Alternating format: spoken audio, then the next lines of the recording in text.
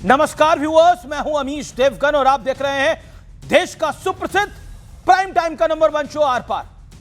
अगर विरोधी आप पर सवाल उठाएं तो मामला सियासी वार पलटवार तक सिमट जाता है, लेकिन अगर आपके अपने ही आप पे गंभीर सवाल उठाएं, आप पर अविश्वास जताएं तो यह मामला गंभीर हो जाता है। और आजकल कांग्रेस और बीजेपी दोनों में कुछ हद तक यही हो रहा है।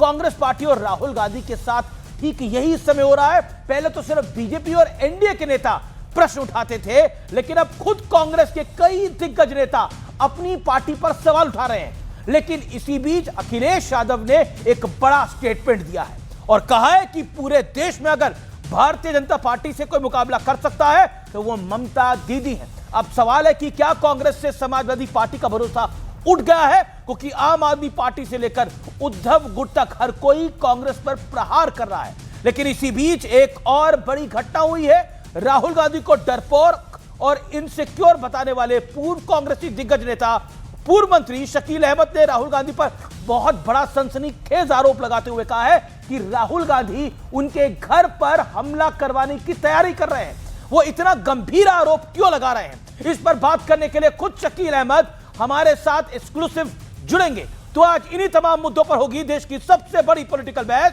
कांग्रेस का गया जमाना। स्वागत है आपका आर पार के आज के जोरदार एडिशन में।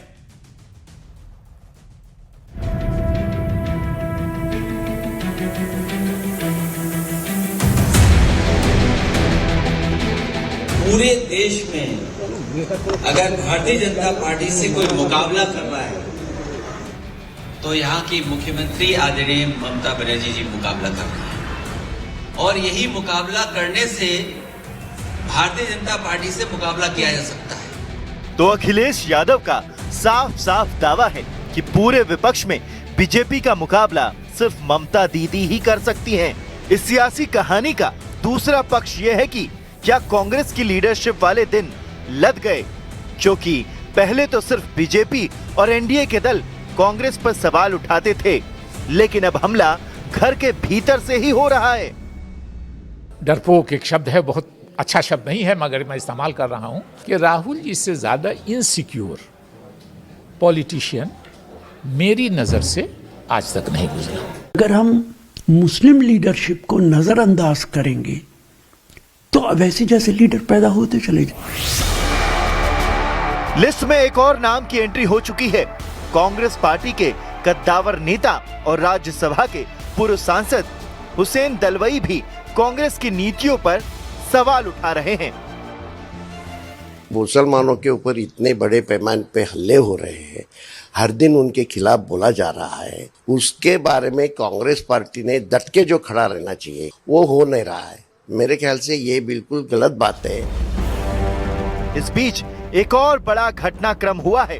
राहुल गांधी को डरपोक और इनसिक्योर बताने वाले पूर्व कांग्रेस नेता शकील अहमद ने राहुल गांधी पर एक सनसनीखेज आरोप लगा दिया है। यूथ कांग्रेस के लोगों ने मुझको खबर किया कि कल मेरे घर पे मधुबनी और पटना के घर पर आक्रमण होने वाला है। शीर्ष नेतृत्व के निर्देश पे हम कर रहे हैं। तो शीर्ष नेतृत्व का निर्देश क्या हुआ? शीर्ष नेतृत्व कांग्रेस में आज की तारीख में श्री राहुल गांधी जी। इस दावे के बाद शकील अहमद के घर की सुरक्षा बढ़ा दी गई, लेकिन आज सबसे बड़ा सवाल है कि अरविंद केजरीवाल और उद्धव गुट के हमलों के बीच ममता बनर्जी पर अखिलेश यादव के बयान ने ये साफ कर दिया है कि कांग्रेस की सियासत पूरी तरह पटरी से उतर चुकी है। आज इसी मुद्दे पर देश की सबसे बड़ी बहस, कांग्रेस का गया जमाना। तो स्वागत है आपका आर पार में आज के, और आज का आर पार जोरदार है। कांग्रेस लीडरशिप पर अपनों के अविश्वास का विश्लेषण। पहला फैक्ट, राहुल गांधी की अगुवाई में कांग्रेस हार की सेंचुरी लगाने से बेहद करीब है। 95 हार हुई हैं, 97 हार हुई हैं, इसको लेकर जरूर थोड़ा कंफ्यूजन है। दूसरा कारण है घर से बाहर तक सबका यही संदेश है, राहुल गांधी से मिलना बड़ा मुश्किल है। हेमंता बसवा शर्मा से लेकर राशिद अलवी तक, शकील अहमद से लेकर मोहम्मद मुकीम तक उदाहरण जग जाहिर हैं। ये तमाम बड़े उदाहरण हैं जो कह रहे हैं राहुल गांधी से मिलना मुश्किल है। इससे पहले बाबा सिद्दीकी के बेटे जिशान सिद्दीकी ने बोला था, मुझे राहुल गांधी से मिलने के लिए 10 किलो वजन कम करने के लिए बोला गया। और यहां तक बात आई। अब तीसरा फैक्ट क्या है, तीसरा कारण क्या है? बड़ी बड़ी हार के बावजूद कांग्रेस विपक्ष में खुद को सबसे बड़ा मानती है। बिहार में कई वर्षों से नहीं आए, उत्तर प्रदेश में कई वर्षों से नहीं आए, बंगाल में जीरो हैं, दिल्ली में जीरो हैं। ऐसी बड़ी सारी स्टेट्स हैं जहां पर कांग्रेस का अस्तित्व है ही नहीं। अब पांचवा बड़ा कारण, अंदर से बाहर तक कांग्रेस में लीडरशिप बदलाव की मांग उठती है, लेकिन पार्टी मौन साध जाती है। पांचवा बड़ा कारण क्या है? अहम मौकों पर राहुल गांधी के गायब रहने से पार्टी की नॉन सीरियस वाली छवि बनती है। बड़ा सवाल क्या है? आज का बड़ा सवाल यह है, क्या विपक्ष ने भी खुलकर मान लिया है कि कांग्रेस से नहीं हो पाएगा? यह बड़ी बात है। मेरे साथ आज चर्चा के लिए कौन कौन जुड़ रहा है? मेरे साथ doctor Sudhanshu Trivedi, BJP member of parliament, इस चर्चा के अंदर है। मेरे साथ इस चर्चा के अंदर जुड़ रहे हैं फराज किदवई साहब, जो कि समाजवादी पार्टी के नेता हैं। Somnath Bharti, former law minister हैं, उनका अभिनंदन है। मेरे साथ तहसीन पूनावाला हैं, उनका अभिनंदन है। मेरे साथ इस चर्चा के अंदर शकील अहमद जुड़ेंगे, पूर्व कांग्रेस के नेता, उनका भी अभिनंदन है। आप तमाम लोगों का स्वागत है। तो आखिरकार ये क्यों लगता है आपको फराज किदवई की कांग्रेस से नहीं हो पाएगा?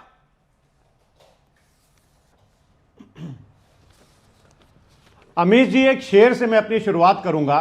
आदरणीय ममता बनर्जी जी के बारे में जो हमारे राष्ट्रीय अध्यक्ष आदरणीय अखिलेश यादव जी ने बोला है, वो 100% सही बोला है। और वो मैं क्यों बोल रहा हूं? क्योंकि इस देश ने देखा कि आदरणीय प्रधानमंत्री जी की जो डिक्टेटरशिप वाली पार्टी है, जिसका नाम भारतीय जनता पार्टी है, उसकी जो पॉलिटिकल विंग है, चाहे वो ईडी हो, चाहे वो सीबीआई हो, और तमाम जो इनकी एजेंसीज हैं, उनसे अगर इस देश में कोई मजबूती से लड़ रहा है तो आज की तारीख में आदरणीय ममता बनर्जी वो जी सारी बातें सही है, लेकिन कांग्रेस से क्यों नहीं हो पाएगा? सुनिए, प्रश्न का जवाब दीजिए ना बता फराज साहब। अरे सुनिए तो मैं प्रश्न का जवाब दे रहा हूं। एक शेर सुन लीजिए, बड़ा मेरा मन कर रहा है आपको एक शेर सुनाने का, कि दवा जब असर करे तो ममता की दुआ काम आती है, ममता की छांव में हर मुश्किल आसान हो जाती है। तो आदरणीय ममता बनर्जी जी की जो ममता की छांव है, उसके तले इंडिया गठबंधन की जो मुश्किलें हैं, जो भी मुश्किलें आदरणीय प्रधानमंत्री जी की और सुधांशु जी की पार्टी जो पैदा कर रही है, वो दूर हो जाएंगी। अब आ जाते हैं, देखिए अमीश जी, आज की तारीख में अमीश देवगन जी का आर पार का जो शो है, वो क्यों इतना हिट है? वो इसलिए इतना हिट है कि उसकी एंकरिंग आप शानदार करते हैं, एक सीरियस हाथों में है। तो वैसे ही इंडिया गठबंधन की जो नेतृत्व है, वो जब तक के एक सीरियस हाथों में नहीं जाएगा, भारतीय जनता पार्टी को आदरणीय अखिलेश यादव जी ने मोदी जी को इस बार तो रोक लिया, लेकिन जब तक के इंडिया गठबंधन की कमान आदरणीय अखिलेश यादव जी, आदरणीय ममता बनर्जी जैसे नेतृत्व के हाथ में नहीं जाएगी, मुझे लगता है ये लड़ाई जो है ये कठिन है और इसको जीतने के लिए हमको और मेहनत करनी पड़ेगी। तहसीन पूनावाला, तहसीन को मैं लेता हूं। तहसीन पूनावाला, मैं सुधांशु जी आपके पास आऊंगा। तहसीन पूनावाला, क्या आपको लगता है नॉन सीरियस है राहुल गांधी और कमान ममता जी और अखिलेश जी को देनी पड़ेगी, तभी खेल बन पाएगा? उधर से उद्धव गुट भी यही कह रहा है कि खेल बिगाड़ती है कांग्रेस, पोस्टर और बैनर लगाती है लेकिन चुनाव को हार जाती है। अमित जी, सबसे पहले आपके साथ शो में शिरकत करने का मौका मिला, इसलिए आपका शुक्रगुजार हूं। 2 या 3 चीज में कहूंगा, इस बात में कोई संदेह नहीं कि कांग्रेस को अपना परफॉर्मेंस इंप्रूव करना होगा, लेकिन अलग अलग राज्यों के अलग अलग स्ट्रेटेजी होती है। जैसे उत्तर प्रदेश और वेस्ट बंगाल में आदरणीय ममता बनर्जी, आदरणीय अखिलेश यादव जी, ये बड़े नेता, कांग्रेस से बड़ी पार्टी है, समाजवादी पार्टी है, टीएमसी, ये सच्चाई को हमें जानना होगा। लेकिन आप अगर एक ही ब्रश में सबको, एक ही रंग में सबको ढालोगे, तो फिर शिवसेना का कोई अस्तित्व नहीं है महाराष्ट्र के अंदर। यूपीटी की मैं बात कर रहा हूं।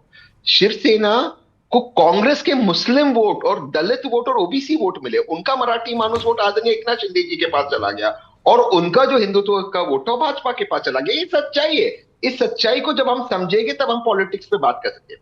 अब जो आपका तीसरा सवाल था, क्या आदरणीय राहुल जी गंभीर है या नहीं, मुझे ये बात नहीं पता, लेकिन मुझे इतना पता है कि जब भी मुझे मौका मिलता है, मैं अपने आप को बहुत सौभाग्य समझता हूं, मुझे सौभाग्य मिलता है कि आपके साथ शो में मुझे मौका मिलता है पार्टिसिपेट करने का। रोज 10 में से 8 शो हम राहुल जी पे डिस्कशन करते हैं। तो राहुल जी अगर इतने इररेलेवेंट है, नॉन सीरियस है, तो आदरणीय सुधांशु जी जैसे दिग्गज नेता से लेकर नहीं, अभी आदरणीय फराज गृह किदवई मंत्री सारे कह रहे हैं सब कि लोग क्यों ममता बनर्जी और अखिलेश जी के हाथ में कमान देनी पड़ेगी, तभी खेल बन पाएगा। नॉन सीरियस नेताओं से कमान लेनी पड़ेगी, निशाना डायरेक्ट है। इंडिया अलायंस के जो भी नेता के हाथ में हो, सारे नेता केपेबल है भाजपा को हराने के तो लिए। राहुल जी से चाहे नहीं हो फिर वो पाएगा, आप भी अवधान मानते हैं? आप भी मानते हैं राहुल जी के बस की बात नहीं मैं है? मानता हूं। अच्छा, मैं आपको फिर से समझाता हूं। इंडिया अलायंस एक डेमोक्रेटिक जमहूरियत वाला अलायंस है। इसमें सारे वरिष्ठ नेता बैठकर तय करेंगे कौन चेहरा बनेगा। इसमें कौन सी समस्या है? अगर वो आदरणीय अखिलेश यादव जी को तय करे, आदरणीय ममता जी को तय करे, आदरणीय उद्धव जी को तय करे, आदरणीय स्टालिन जी को तय करे, ये इंडिया अलायंस तय करेगा। ये लोकतांत्रिक अलायंस अरे है। अभी पर इंडिया मैं ये अलायंस तो लोकतांत्रिक नहीं है ना, इंडिया अलायंस तो नहीं है ना। महाराष्ट्र में एक दूसरे के साथ लड़ रहा है, बंगाल में एक दूसरे के साथ लड़ रहा है। एक सेकेंड, नहीं, मैं फिर से समझाता हूं। राष्ट्रीय लेवल पे इंडिया अलायंस है, राज्य के लेवल पे हम एक दूसरे के साथ लड़ेंगे। ये डेमोक्रेसी 101 है, इसमें कोई समस्या नहीं है। ओके फराज 30 सेकंड जवाब। फराज भाई भी इत्तेफाक रखते हैं मुझसे। हाँ, देखिए अमीश जी, मैं पूरी गंभीरता से एक बात बोल रहा हूं कि जो मैंने बोला ना, मैं किसी के ऊपर निशाना नहीं साध रहा हूं। राहुल गांधी जी देश के बड़े नेता हैं, लेकिन अमीश जी, अगर 2024 के चुनाव में नीतीश कुमार जी को ठीक से हैंडल किया गया होता तो नरेंद्र मोदी आज इस देश की संसद में नेता विरोधी दल होते, ना कि किसने हैंडल नहीं करा? तो अब आप ये रोना रो रहे हैं, हैंडल किसने नहीं करा? इंडिया अलायंस की तो घटक आप भी थे। मैं जवाब देता हूं इसका, मैं बताऊं किसने हैंडल नहीं किया। लेकिन लीडरशिप इंडिया अलायंस की हम तो उत्तर प्रदेश में पूरी तरह से भारतीय जनता पार्टी को हराने के लिए प्रतिबद्ध थे और हमने कर दिखाया। लेकिन जब एग्जाम किया, कांग्रेस के नेता शकील अहमद कहते हैं कि राहुल गांधी डरपोक नेता है, वो कह रहे हैं कि उनके बस की बात नहीं है। जवाब 30 सेकंड में दें सुधांशु त्रिवेदी जी। आदरणीय शकील अहमद जी उम्र में मुझसे बहुत बड़े हैं, मुझे कोई ऐसी बात नहीं कहना है जो उनकी गुस्ताखी में कोई शान हो, लेकिन वो एक कॉर्पोरेशन के चुनाव में 10 लोग, मैं 11 लोगों की बात नहीं करता, 10 लोग रिक्शा में ले आएंगे ना तो मैं नतमस्तक होगा उनके सामने। 10 लोग। और ये कांग्रेस की गलती थी कि वो लोगों को पहचानती नहीं, ये भी मैं कहता हूं। मैं कांग्रेस में शकील अहमद की कोई हैसियत नहीं है। ओके सुधांशु त्रिवेदी, राहुल की अगुवाई में कांग्रेस हार की सेंचुरी लगाने के बेहद करीब खड़ी है। अब सहयोगी दल भी कह रहे हैं कि राहुल गांधी के बस की बात नहीं है, डायरेक्टली इनडायरेक्टली। देखिए, कांग्रेस ने अभी अभी अपनी स्थापना के 140 साल बनाए हैं और राहुल गांधी जी अभूतपूर्व और ऐतिहासिक नेता हैं, जिन्होंने 140 साल के कांग्रेस के इतिहास में उसको न्यूनतम बिंदु तक पहुंचाने में शानदार सफलता हासिल की है। अभी इन्होंने बोला, और ये देखिए किस बात का हल्ला मचाते हैं, वोट चोरी हो गई। अभी संपन्न बिहार विधानसभा चुनाव में कांग्रेस को 8% वोट मिला और 6 सीटों पर शानदार सफलता मिली। और ये कहते अगर वोट चोरी हो गया तो 2010 के चुनाव में बिहार विधानसभा में कांग्रेस को 6% वोट मिला था और 4 सीटों पर शानदार सफलता मिली थी। 231 पर जमानत जब्त हो गई थी। इस बार तो खैर चूंकि आरजेडी के साथ मिलकर लड़े थे, सारी सीटों पर लड़े नहीं, तो जो इनको परसेंटेज ऑफ वोट है उसमें एक बहुत बड़ा हिस्सा आरजेडी का भी होगा। तो मैं पूछना चाहता हूं भाई साहब, ये 6% वोट आपका 2010 में था, 8% वोट आपका 2025 में, ये था क्या जो चोरी हुआ है? इस ढंग के फॉल्स नैरेटिव बनाकर, और मैंने एक लाइन में जवाब दो, एक लाइन अलायंस कोई मोदी के विराट व्यक्तित्व या भारतीय जनता पार्टी से, मैं पूरी बात कह दूं फिर आप तहसीन भाई जवाब। सॉरी, माफी चाहता हूं। इंडिया अलायंस का जो गठबंधन बना था, इसका भाजपा की सरकार एनडीए को हराने से कोई मतलब नहीं था, न मोदी जी के विराट व्यक्तित्व से कोई मुकाबला था। ये विपक्ष में अपनी प्रासंगिकता साबित करने और नेता विपक्ष के पद को पाने की एक छटपटाहट मात्र थी, जिसकी हल्की सी झलक 2024 में दिखी। तो जब राहुल गांधी जी ने 2024 के लोकसभा के बाद का भाषण दिया है, मैं लोगों से जाके कहूंगा, पूछिए उनसे, वो तो रायबरेली नहीं जीत पाते अगर समाजवादी पार्टी की कृपा नहीं होती। मगर अपने भाषण में उन्होंने जितने इंडिया अलायंस के नेता थे, किसी को भी धन्यवाद दिया अपनी उसके लिए। शरद पवार साहब को दिया, अखिलेश यादव जी को दिया, ममता बनर्जी जी को दिया, स्टालिन को दिया, किसी को नहीं दिया।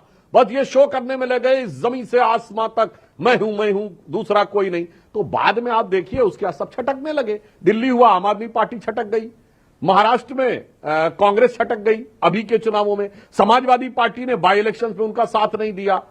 तो आज उनकी स्थिति यह हो गई कि देखी जमाने की यारी, बिछड़े सभी बारी बारी, उस दिशा में जाकर बैठे हुए हैं। तो जिसे उसी गीत की दूसरी पंक्ति कह देता हूं जो इंडी गठबंधन पे एकदम सटीक लागू होती है कि नादान तमन्ना रेती में उम्मीद की कश्ती खेती है, एक हाथ से देती है दुनिया 100 हाथों से ले लेती है, ये खेल है सबसे कब से जारी, बिछड़े सभी बारी बारी।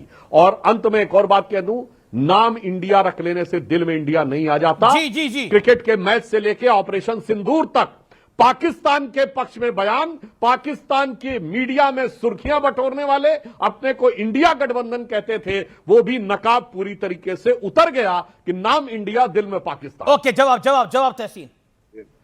दो ही जवाब। आदरणीय सुधांशु जी बिना पाकिस्तान के डिबेट ही नहीं कर पाएंगे। ये ममता जी और अखिलेश जी के डिबेट में भी पाकिस्तान आ गया। ये हमारी बदकिस्मती है।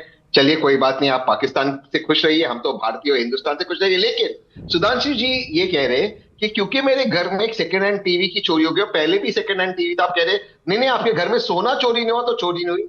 भाई चोरी होती है सर, और चोरी हुई है, और उसको आज सारे विपक्ष की पार्टी उस पर एक हो गए। तहसीन आप बार कह रहे हैं चोरी हुई है। आपके अपने नेता, कांग्रेस के अपने नेता कह रहे हैं कि राहुल गांधी इनसिक्योर नेता है, वो मजबूत कांग्रेस तो चाहते हैं, मजबूत कांग्रेस से नहीं चाहते, वो हमें मिलने का टाइम नहीं देते हैं। समस्या कांग्रेस के अंदर है। हम दुनिया, राशिद अलवी कह रहे हैं दुनिया में हम समस्या खोज रहे हैं, समस्या कांग्रेस के अंदर खुद है। आपके सहयोगी कह रहे हैं, आपके नेता कह रहे हैं। एक मिनट अमीश भाई, मान लिया आपकी सारी बात, लेकिन ये वोट चोरी आदित्य ठाकरे जी ने इस बात को नहीं उठाया, उदयनिधि स्टालिन जी ने एसआईआर की बात नहीं उठाई, ममता जी ने नहीं उठाई एसआईआर की बात। देखिए हमारा इंटरनल डिफरेंसेस है इंडिया अलायंस में, मैं वो नहीं कह रहा हूं, और हमारे अंदर बहुत कमियां हैं, लेकिन मुद्दों पर हम एक है, और वो आपको एक्नॉलेज करना पड़ेगा। ये लोकतांत्रिक अलायंस है, इंडिया अलायंस वाकई भारत का अलायंस है, क्योंकि एक लोकतांत्रिक अलायंस है, भगवान राम के चरणों पे और उनके रास्ते पे चलने वाला अलायंस। ओके, भगवान राम के चरणों पे चलने वाला अलायंस है। लो ओके, माथा पकड़ रहे हैं फरास्किद भाई भी इसको सुनकर, आनंद दुबे भी मुस्कुरा रहे हैं। मानते मेरी बात। ओके, सुधांशु त्रिवेदी। तहसीन भाई आप लोगों की बातें सुन के वो कहावत याद आती है, बगल में छुरी मुंह में राम। भाई साहब, इंडिया अलायंस भारत के लिए है। मैं करोड़ों दर्शकों से कहता हूं अमीश जी, कल से संसद का सत्र शुरू है। तहसीन भाई बता दें, फराज किदवई साहब बता दें, सोमनाथ भारती जी बता दें, दुबे जी बता दें, क्या इंडिया अलायंस पार्लियामेंट के अंदर कोई गुट के रूप में है? इंडिया अलायंस का कोई राज्यसभा और लोकसभा में लीडर है तो बता दें। हमारे तो एनडीए अलायंस है, और निर्विवाद रूप से एनडीए अलायंस ने बाकायदा नरेंद्र मोदी जी को अपना नेता चुन रखा है। इंडिया अलायंस जैसी कोई चीज लोकसभा के पटल पे नहीं है, न राज्यसभा के पटल पे। ये कहानी तो पुरानी हो गई। जो चीज इंडिया अलायंस ये कहानी तो पुरानी हो गई, दुरानी हो गई, ये तो फटी पुरानी हो गई, क्योंकि आचार्य प्रमोद कृष्णम कह रहे हैं कांग्रेस की हालत फटीचर है, राहुल गांधी फटीचरों के नेता हैं। ये आचार्य प्रमोद कृष्णम ने बोला है, मैं नहीं कह रहा, ये उनके शब्द हैं। अब फटीचर कौन है, फटीचरों का नेता कौन है? आनंद दुबे, आपके पास में आने से पहले सोमनाथ भारती के पास जाता हूं। सोमनाथ भारती, फटीचर आ गया, फटीचरों के नेता आ गए, हालात भी तो फटीचर हो गए। देखिए अमित जी, मैं तो कई बार आपके चैनल के माध्यम से जनता को और अपने साथियों को बोल चुका हूं कि कांग्रेस जो है, जब तक कांग्रेस लीड करेगी इंडिया अलायंस को, तब तक इंडिया अलायंस कभी भी सफल नहीं हो पाएगी। उसको मैंने प्रत्यक्षदर्शी देखा है। अगर आप देखें लोकसभा के चुनाव में जो हमें संशय हुई थी कि कांग्रेस बीजेपी के साथ मिलकर चुनाव लड़ रही है, उसका कंफर्मेशन मुझे हो गया दिल्ली विधानसभा के चुनाव में। और दिल्ली विधानसभा चुनाव में देखिए क्या हुआ, कांग्रेस से बीजेपी डलवाती है कंप्लेंट केजरीवाल जी के खिलाफ, और भाजपा उसका फायदा उठाती है। तो ये जो ज्वाइंट वेंचर चल रहा है, इसीलिए मिसट्रस्ट है। जितने भी साथी पार्टी हैं इंडिया अलायंस के, सबके अंदर मिसट्रस्ट है कांग्रेस के बारे में। अब देखिए ना, मोदी जी हर चुनाव में कहते थे कि दामाद जी ने चोरी की, दामाद जी ने चोरी की। लेकिन दामाद जी को कभी जेल नहीं भेजा। मतलब तो जेल क्या हम भेजने बोले? के आप रॉबर्ट कि वाड्रा को राहुल जेल ही जी भेज और रहे भारतीय जनता पार्टी से मिला हुआ है। मतलब आप पिछले 2 महीने से पीछे लगे हैं। एक मिनट जेल का सुन लीजिए ना, अरविंद अरे केजरीवाल सुनिए ना भाई, भेजेंगे अपनी बात पूरी कर लो। बोले क्या बात चलो दिया सबको अरे मजा भाई चला। एक मिनट सुन लो। अरे नहीं ये अरे थोड़ा सा अरे उनके रिश्तेदार हैं रॉबर्ट वाड्रा, क्यों संयम भेजेंगे? रखो। इनके आप अरे उनको जेल संयम भेजेंगे, रखो। कैसे साथ बैठेंगे? संयम जेल रखो, क्यों भेजेंगे? अरविंद केजरीवाल है क्या? संयम रखो, संयम रखो, संयम रखो। जब अरविंद केजरीवाल जी जेल अरे में भाई, गए, कैसे अरविंद हैं क्या? केजरीवाल हाथ तो- जोड़कर कि बचाइए हमें। अरविंद केजरीवाल अरे! बन नहीं सकते भूल आप। गए वो दिन अरे कई जन्म ले भूल गए लोगे वो अरविंद दिन? केजरीवाल बनने ऐसे में। हाथ जोड़ के आए थे बहुत अमित शांत जी, से बोला करो। कांग्रेस के लॉयर्स के पास अरविंद ऐसे हाथ केजरीवाल के जोड़कर- चरणों के धूल के बराबर नहीं हो, ठीक है? हाथ अरविंद जोड़कर केजरीवाल ने उनके तभी से बचाए बोला हुए। करो। अरविंद केजरीवाल IIT खड़गपुर का टॉपर है, तभी से बोला करो, ठीक है? तो मैं उनकी बहुत आदर करता हूँ, तभी इज्जत से करता बोला हूँ। करो लेकिन केजरीवाल आप के क्यों बारे बोल रहे में। हैं रॉबर्ट जी जेल में जाएंगे? अरे आप क्यों बोल रहे हैं रॉबर्ट जी जेल भाजपा में के जाएंगे? मैं बहुत भाजपा इज्जत के करता पिछले हूं क्यों तुम? अरविंद केजरीवाल जी, भाजपा लेकिन के हाथ पिछले जोड़ के क्यों? आते हैं आप लोग और हम उनके इंडिया लिए अलायंस खड़े। किसी ने क्यों बर्बाद हो जाएंगे गई। जेल? ठीक है, क्यों जाएंगे? किसी का खाया कृपया क्या जेल करके जाएंगे? तमीज से बात किया करें केजरीवाल जी के बारे सुना में। रहे हो आप? और सुनिए, किसी का खाए क्या रॉबर्ट जी? इंडिया क्या अलायंस, मतलब है अरे जेल भैया जाएंगे? जाके जेल मोदी में जी से बात मत पूछो ना, कीजिए। जाके मोदी जी से पूछो। जाके अरे आपकी पूछो। हिम्मत है जाके डिफेमेशन केस डाल दो। आप ही का गठबंधन था ना, डालो बैठा था केस। जंतर मंतर में, इनको जेल में डालो, उनको जेल में डालो, फिर आसम अरे को जेल डालिए में ना डालो। भाई। कौन जेल में सुनिए। गया तो मुख्यमंत्री के पद से रिजाइन नहीं हो गया ना, किए। देखिए और हमको नया इलेक्शन दे आगे दिया ना, के ऊपर। आगे लाइन पे। अरे सोमनाथ यही कह रहा था भारती, मैं। सोमनाथ भारती, भाजपा के साथ- अच्छा एक आपके साथ सोमनाथ भारती, एक आपके साथ यही महसूस करता मुसीबत हूं। है। सोमनाथ भारती, राहुल गांधी जी के क्या लगते हैं रॉबर्ट वाड्रा रिश्ते में? जीजा जी, आपको पता है? देखिए, आपको पता है रॉबर्ट वाड्रा के तहसीन पूनावाला पूरा क्या देश लगते जानता हैं? है। वो भी जीजा जी लगते हैं। मुझसे क्यों बुलवाते हो भाई? नहीं, मैं क्या मैं बुलवाता तो हूं? एज एन इंडिविजुअल मैं बोल बता रहा हूं हूं। कि इंडिविजुअल पर क्यों रॉबर्ट जेल? वडेरा साहब ये- के बारे ये में प्रोफेशनल मोदी भी जी है, ने खुल्लम पर्सनल खुल्ला भी है। बोला अपने भाषणों में। ये परिवार की बात है। तीसरी बात सुनिए, अरे भाई, अरे तो परिवारवाद चल रहा है क्या यहाँ? परिवारवाद चल रहा है क्या यहाँ पे? तो फिर तीसरी बात सुनिए। अरविंद केजरीवाल जी की सुनीता अरे तहसीन जी, आपने सुनीता अरे केजरीवाल वाह, पर बोला। एक सेकंड एक तहसीन, क्यों बैठी आप थी आप मुख्यमंत्री जी आप की आप कुर्सी अपनी पर? बात को रख लीजिए, फिर सोमनाथ जी आप बोलेगा। सोमनाथ भारती 40 सेकंड रुके। ओके, आप बोल लीजिए। तहसीन पूनावाला बोलिए। जब आदरणीय पूर्व मुख्यमंत्री अरविंद केजरीवाल जेल में थे, आम आदमी पार्टी के जितने विधायक थे हाथ जोड़कर आते थे कांग्रेस के लॉयर्स के पास, बचा दीजिए हमें, रैली कीजिए हमारे साथ, गठबंधन कीजिए। आदरणीय सुनीता केजरीवाल जी मुख्यमंत्री की कुर्सी पर बैठी थी। आज परिवारवाद की बात याद आती है? आज आपको याद आता है? वो सब ज्ञान तब का गया जब कांग्रेस के पास मदद मांगने आए थे।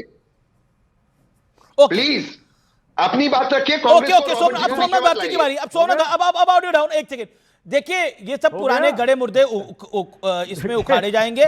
आप लोग खुद हाथ जोड़ के जाते थे, आप लोग उन कांग्रेस के दरवाजे पे खड़े होते थे समर्थन मांगने के लिए।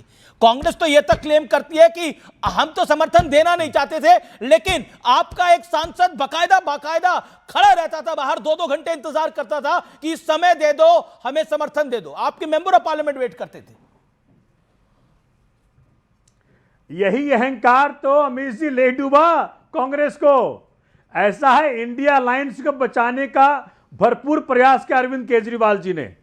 और आपको याद होगा अमित जी, 7 लोकसभा जो सीटों का चुनाव दिल्ली में हुआ, कांग्रेस की तीनों सीटों पर केजरीवाल जी ने खुलकर जाकर के रैलियां की। ये विषय नहीं है ना। मुझे बताइए, वो कह रहे हैं कि आप कांग्रेस, वो कह रहे हैं कि आप द्वार जाते थे, कांग्रेस ने जाकर आप के रैली भीख की। मांग रहे थे अलायंस की। अरे भाई, कौन किसके द्वार जा रहा है? भीख कौन मांग रहा है मुझे मालूम है। भाजपा के दरवाजे पर खड़े होकर भीख मांग रहे हो 24 घंटे कि हमको अरेस्ट मत करना, हमारे परिवार को जेल मत भेजना, नेशनल हेराल्ड केस में जेल मत भेजना। कौन भीख मांग रहा है? फिर शकील अहमद एक्सक्लूसिव है मेरे साथ। ओके, तहसीन क्विक रिप्लाई। ठीक है, अरे आप मांग रहे ना, घर से तो बात आप निकल कहाँ रही आते है। थे गठबंधन के लिए? स्वर्गवासी अहमद पटेल अरे जी अपने के घर से पास बात निकल रही है। तो सुनिए, स्वर्गवासी अहमद पटेल जी के पास तहसीन पुनाला आपके 2 लोगों के साथ गया था कि हमें गठबंधन करना है। टाइम बता दो, बाहर खड़े थे आप लोग, मैं गया था। अरे भाई सुनो, अच्छा, आप मेंबर ऑफ पार्लियामेंट का भी खुलासा कर दीजिए, वो कौन सांसद था जो कांग्रेस के दफ्तर के बाहर घंटों इंतजार करता था आम आदमी पार्टी का? छोड़ दीजिए, मैं मुझे बताऊं आप ले क्या? जाना, पर्सनल नहीं होना है। मैं अंदर की बात मैं बताऊं क्या फिर? देखिए, बड़ी सुनिए, खबर आ सुनिए, रही सुनिए, है, सुनिए। एक बड़ी स्टोरी आ रही है। मैं बड़ी स्टोरी का रुख करता हूं। It is the big story. Congress के वेटरन लीडर शकील अहमद का बड़ा बयान है। राहुल गांधी के इशारे पर उन्हें टारगेट किया जा रहा है। मेरे घर पर हमला करने की साजिश है, शकील अहमद का बयान है। मेरे साथ इस में एक्सक्लूसिवली जुड़ रहे हैं। राहुल गांधी के निर्देश पे हमले की साजिश है। सीधा शकील अहमद साहब का मैं रुख करता हूं। शकील साहब, इतना बड़ा गंभीर आरोप लगा रहे हैं। कांग्रेस के कुछ समर्थक ये कह रहे हैं कि शकील साहब की हैसियत नहीं है इतना बड़ा आरोप लगाने की। देखिए, कौन क्या कह रहा है ये नहीं मालूम है मुझको, लेकिन यूथ कांग्रेस ने जो कल अपना ऑर्डर इशू किया अपने कैडर्स को कि मेरा पुतला दहन करना है और जबरदस्त प्रोटेस्ट करना है पुरजोर, उसमें उन्होंने साफ लिखा है यूथ कांग्रेस के लोगों ने कि जो शीर्ष नेतृत्व है वो शीर्ष नेतृत्व के आदेश पे हम ये काम कर रहे हैं। तो शीर्ष नेतृत्व तो कांग्रेस में आज की तारीख में एक ही आदमी का है, राहुल गांधी जी का। और मुझको राहुल गांधी जी का पर्सनल इन्वॉल्वमेंट का इसलिए भी और संदेह हुआ कि उनके बहुत क्लोज निकट के हैं मनिक टैगोर एमपी साहब, जो आंध्रा के या कहां के इंचार्ज भी है पार्टी के। उन्होंने कल शाम में 2 पेज का ट्वीट मेरे खिलाफ किया। मैंने किसी बात का जवाब नहीं दिया जो मैंने क्वेश्चन रेज किया था, जो राहुल जी को ये किया था। मैं बार बार अमीश जी कह रहा हूं कि मैं राहुल गांधी जी का विरोधी नहीं हूं। नहीं, आप कह रहे हैं राहुल गांधी के विरोधी नहीं है, आपने राहुल गांधी को डरपोक कह दिया। तो आपने राहुल गांधी को इनसिक्योर कह दिया। टैगोर जी ने मेरे खिलाफ किया और उसके बाद रांची में चूंकि यूथ कांग्रेस में सारे मेरे लोग भरे हुए हैं, आपने राहुल गांधी को डरपोक कह दिया। मेरी जान पहचान के लोग हैं। शकील अहमद, आपको मेरी आवाज मिल रही है क्या? मैंने रांची में फोन कर दिया कि जूम मीटिंग पर यह फैसला हुआ है कि आपके खिलाफ आपके पटना और मधुबनी के घर पे हमला होगा और आपको आपके खिलाफ पुतला दहन। शकील अहमद जी, आपको मेरी आवाज मिल रही है? ये कल ही लगता है मेरी आवाज उन तक नहीं जा पा रही है। शकील अहमद साहब, आपको मेरी आवाज मिल रही है? आवाज आपकी एकदम नहीं आ रही है, आवाज एकदम नहीं आ रही है। क्या आप सेटअप लगाया है? मैं अब आपको मिल रही है मेरी आवाज? एकदम आवाज नहीं आ रही है आपकी। मैं दोबारा आपको आप मेरा अब आपको मेरी आवाज मिल रही है शकील अहमद? आवाज नहीं, बिल्कुल आवाज नहीं आ रही है। आपका सेटअप ठीक नहीं है। मैं इसको सेटअप को ठीक कराने की कोशिश करता हूं। मैं फिर कोशिश करूंगा आपके पास वापस आने के, लेकिन सुधांशु त्रिवेदी मेरे साथ है। आपके पास हमारा ईयरपीस है, उसको आप ठीक कर लीजिए तो आपको ठीक से आवाज सुनाई देगी। ईयरपीस को ठीक कर लीजिए आप शकील साहब। क्या इधर तो आवाज आ रही है आपको? शकील साहब, मेरा सवाल यह है, शकील साहब मेरा सवाल यह है कि क्या आपको लगता है अखिलेश यादव ने कह रहे हैं कि ममता बनर्जी बीजेपी को हरा सकती है, यानी अब सहयोगी भी समझ रहे हैं कि राहुल गांधी के बस की बात नहीं है?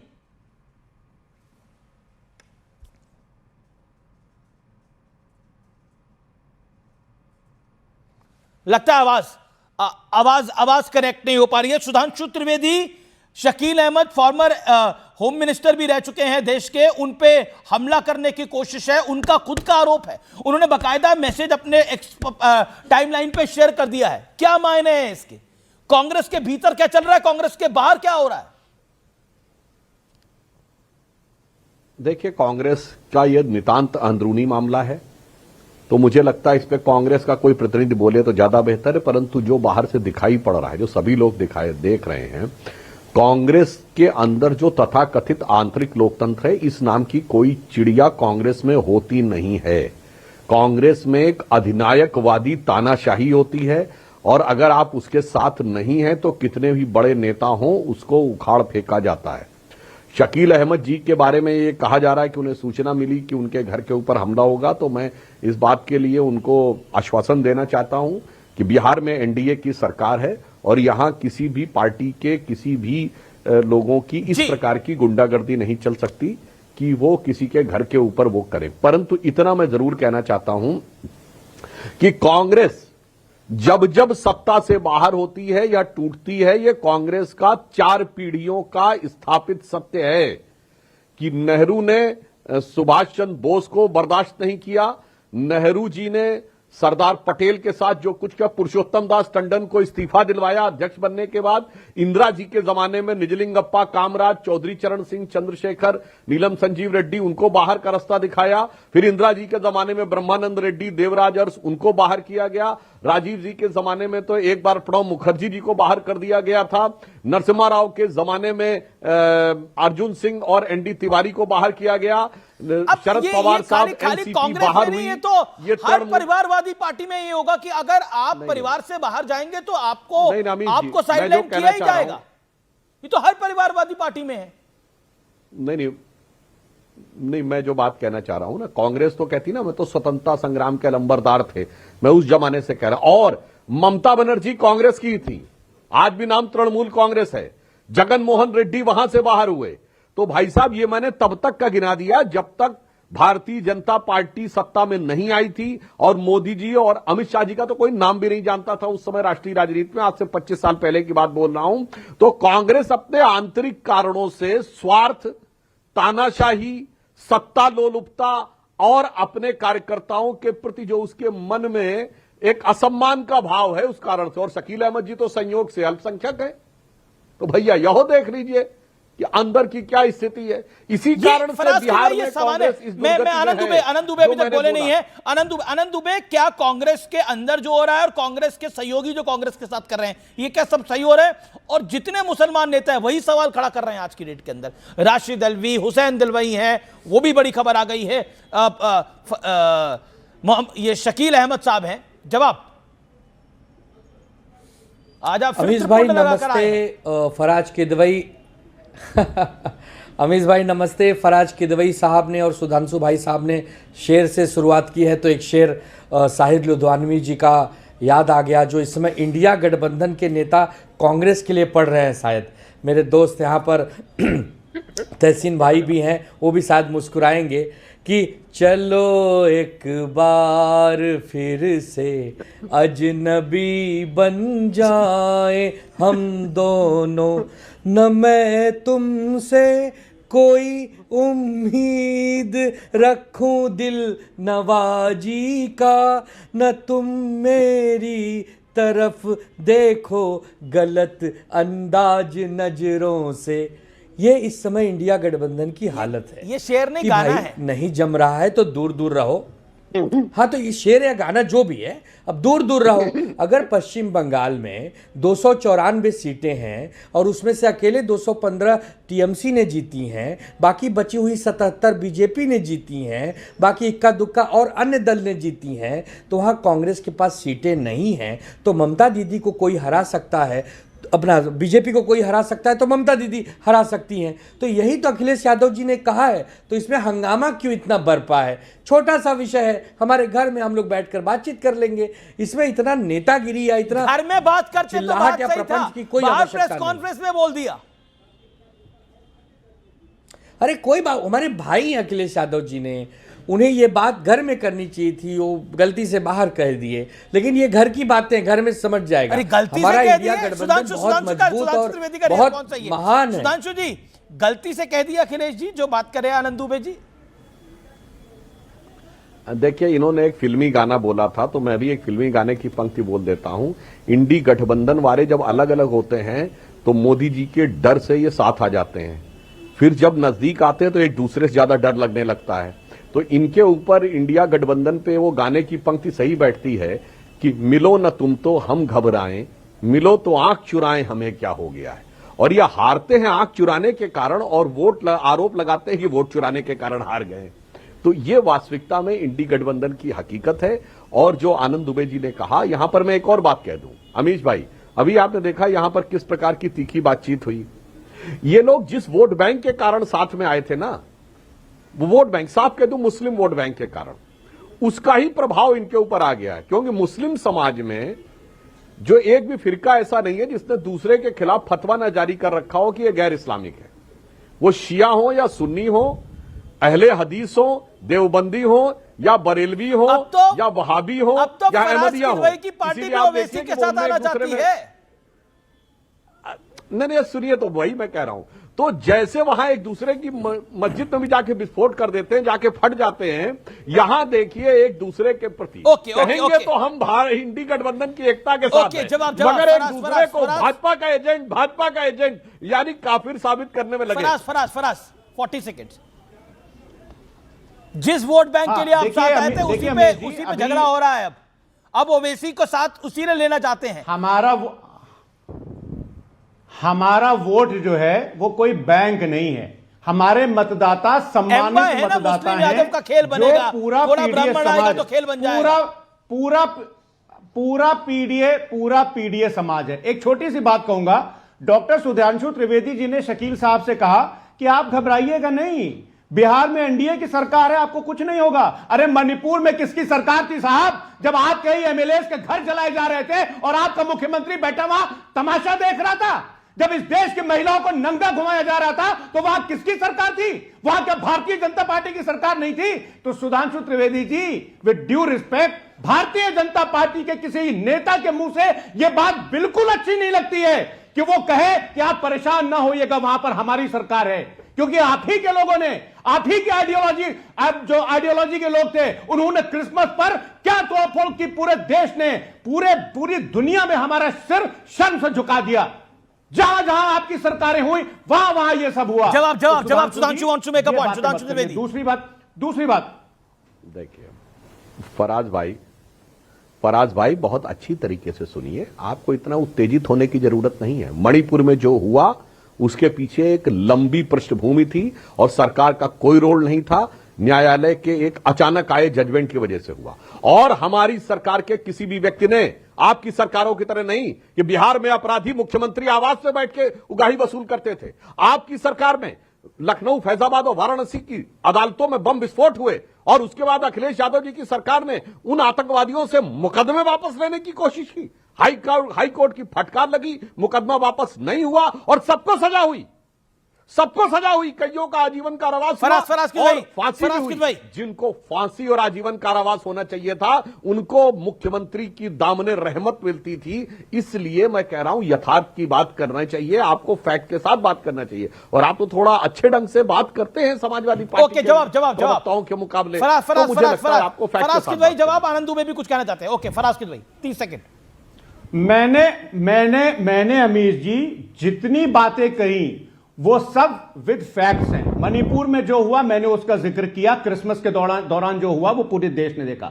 एक बात मैं और कहूंगा, नहीं आपने सारी बातें कही, लेकिन आपने ये नहीं बोला आप ओवैसी के साथ नहीं आएंगे या ओवैसी के साथ आप आएंगे। इस पर आपका क्या टेक है? अपने विषय में बोलिए ना। मणिपुर में इतनी चर्चा हो चुकी है। मणिपुर में देश के गृह मंत्री सदन में 2 घंटे बोल चुके हैं, तब सदन से वॉकआउट कर लिया विपक्ष ने। सर मैं हाँ बोलिए ना, ओवैसी के साथ आ रहे हैं नहीं आ रहे हैं? वो वोट बैंक को साधने के लिए, कांग्रेस का खेल खराब करने के लिए। 1947 से पहले इस देश में 3 फोर्सेस थी। एक मोहम्मद अली जिन्ना के नेतृत्व वाली, दूसरा हिंदू महासभा वाली, और तीसरा जो थी वो सरदार पटेल, पंडित जवाहरलाल नेहरू, मोहनदास करमचंद गांधी, जयप्रकाश नारायण और लोहिया जी वाली थी। अमीर जी, इस देश में दोबारा 1947 हम नहीं होने देंगे।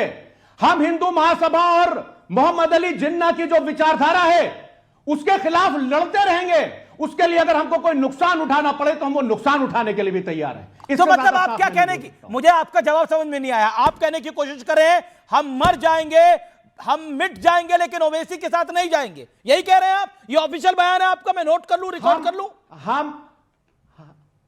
नहीं सुनिए, हम मर जाएंगे, हम मिट जाएंगे, लेकिन हिंदू महासभा और मोहम्मद अली जिन्ना की विचारधारा को मोहम्मद अली जिन्ना भारत के अंदर रहेंगे। मोहम्मद अली जिन्ना चला गया पाकिस्तान और हो गया उसका इंतकाल। अब ना यहाँ हिंदू महासभा है। मैं आपसे पूछ रहा हूं ओवैसी के साथ आएंगे या नहीं आएंगे? जवाब दीजिए। 2 टूक मैं ये बोल रहा हूं, मैं 2 टूक जवाब दे रहा हूं कि 1947 से पहले वाले हालात हम इस देश में अब नहीं बनने देंगे। पीरियड। ओके, पीरियड की बात नहीं है। ओके आनंद दुबे भी कुछ कहना चाहते हैं, सुधांशु जी भी कुछ कहना चाह रहे हैं। सुधांशु 40 सेकंड, आनंद दुबे बस 40 सेकंड में। फराज भाई, 2022 के उत्तर प्रदेश विधानसभा चुनाव में जिन्ना को कौन लेके आया था? अखिलेश यादव। बोले थे जिन्ना जी आए, नेहरू जी आए, सरदार पटेल आए, गांधी जी आए, सबने मिलकर आजादी की लड़ाई। गजब है साहब। आप और बताइए, आप तो लखनऊ के रहने वाले हैं, और 1916 लखनऊ कांग्रेस अधिवेशन, इसी जिन्ना के दबाव में, सर अपने टर्म पे बोलिएगा, कांग्रेस के लिए पृथक निर्वाचन क्षेत्रों की मांग की गई और वहीं से पाकिस्तान की नींव पड़ी। और आपको पता 1946 के चुनाव में, जिसको यूनाइटेड प्रोविंस कहते थे, कितनी सीटें जीती? मुस्लिम्स के लिए रिजर्व 63 सीटों में 54 जीती मुस्लिम लीग ने, 95% वोट से।